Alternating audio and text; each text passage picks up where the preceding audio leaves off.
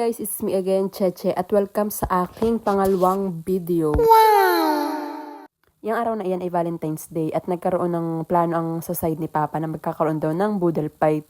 Kaya naman ako nagkagagawa na ng graham para naman kahit may paano ay may ambag ang babaeng iyan. Bali yung ginagawa ko ay creme densada na may kaunting condense tapos ay cookies and cream laang. Yung nagawa ko diyan ay bali 3 tab, which is okay lang naman dahil ay hindi naman kami ganun karami nung time na iyan. Dahil yung iba ay nasa malalayong lugar, ay alam namang pumunta lang diyan para lang mag-boodle fight, di bagat hindi naman. Kidding aside, hindi naman totally lahat ay malalayo. Karamihan pa nga ay magkakalapit bahay kami dito. Pero syempre may ilang nag-aaral sa Manila, ganayon. Tapos ay may ilang din nagtatrabaho. Kaya naman kapag kami ganitong celebration, kahit simple lang, ay talagang hindi pwedeng hindi, kumbaga yung magkakainan ng kaunti.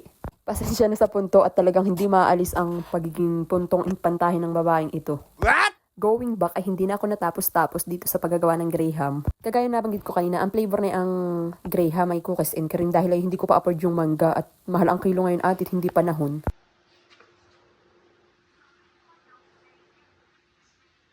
Today is Valentine's at kami ay mag-boodle fight family. Ito ang ating ihahanda. At ayan, tapos na ang ating 3 tab na ginawang graham na cookies and cream flavor. Nung mga oras na iyan ay ang kasama ko lang din sa bahay ay si Painsil ni Ilo dahil si Inay tapos si Kuya Kokong ay nasa bayan at namimili ng kanilang dadalahin mamaya sa boodle fight. At ito bali yung ambag ni na Inay sa boodle fight mamaya, chicken na si Mama ang nagmarinate at siya na rin ang nagluto. Huwag niyo na i-judge kung paano si Mama mag-marinate dahil may kanya-kanya naman tayong way kung paano tayo magluto, mag-marinate, etc. Yung chicken ay yung dala ni na Inay. Tapos yung dala ni Mama ay sinantol. Ay hindi ko na naipakita sa video. Talaga na nga namang bayan at minekos-mekos na ni Insan. Yan ay nasa bandang 3:00 na at kami nag-iisip kung paano kami makakaalis. Sa sobrang lakas ng ulan ay plano namin pumuntang bayan dahil ay iso-surprise namin sina Inay, si Mama, si Nanay at yung Mama ni Ilo. Maigi na lahat na isiwan kami samahan ni Kuya Kokong sa bayan. Sa sobrang lakas ng ulan ay di kami nagsasakyan na at bayan at tuwan-tuwa ang Mama ni Ilo sa simpleng sorpresa niya.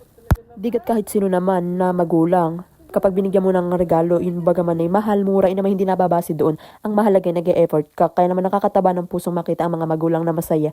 And bayan si Inay and yung surprise gift sa kanya ni Kuya Kokong at bay din naman si Mama, tuwang-tuwa rin, walang paglagyan ng saya. Charan! Si Tita Unto.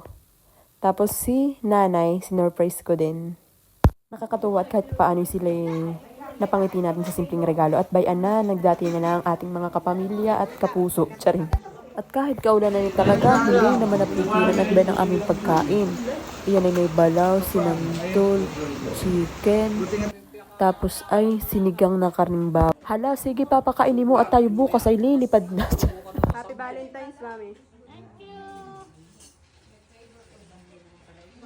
Di bagat sabi ko sa inyo boodle fight ay bayan at nagkanya-kanya ng kuha. Salamat! Tingnan naman ninyo, may sariling mundo. Hindi na alam kung alin ang kukuhain. At bayan na nga, kanya-kanya ng kuha. Shoutout ko daral salamat sa San Miguel Apple. Sorry, hindi ko pala nabanggit na may mahablang kaming sobrang sarap. Talagang lasang gatas. Tapos ayun, syempre hindi papahuli yung aking graham ha. Talaga namang kamayan kung kamayan ay hay. Hindi na magkamayaw. At dito naman, pagkatapos kumain, ay di alam na syempre inuman ay bayat nagtatalo-talo na sila sa San Miguel Apple.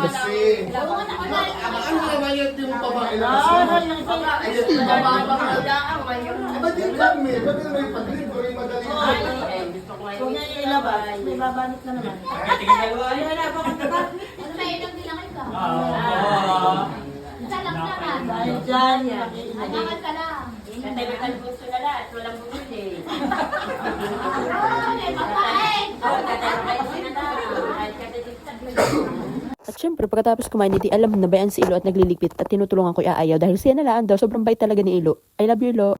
At iyan yung natanggap ni na Inay, ni na Mama na flowers at chocolate. Tapos yung iba ay dala pa diyan ni Ate Chati. Tapos pagkatapos kumain, di nagpapahindag muna bago tumagay. Ay bayan at sila for the kwentuhan, papahindag. Tapos iyan si Tito Warren kakadating laang nilang mag-ama.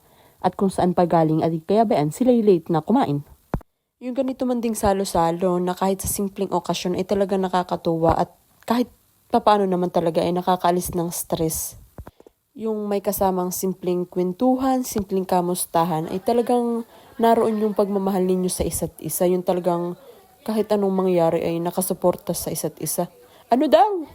Kita nyo naman sa mukha ng bawat isa na kahit papaano talaga namang nag-enjoy sila sa simpleng get together. Baka lumagpat na rin. Baka luwag. Dapat ay nagbibis ka sa kodar. Siya na yung may nagbibis ka yan.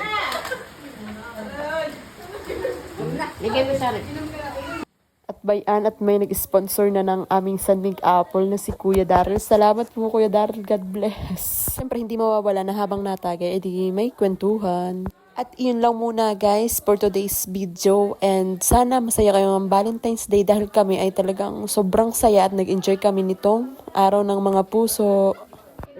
Thank you guys for watching and see you on my next video. Please like, share, subscribe.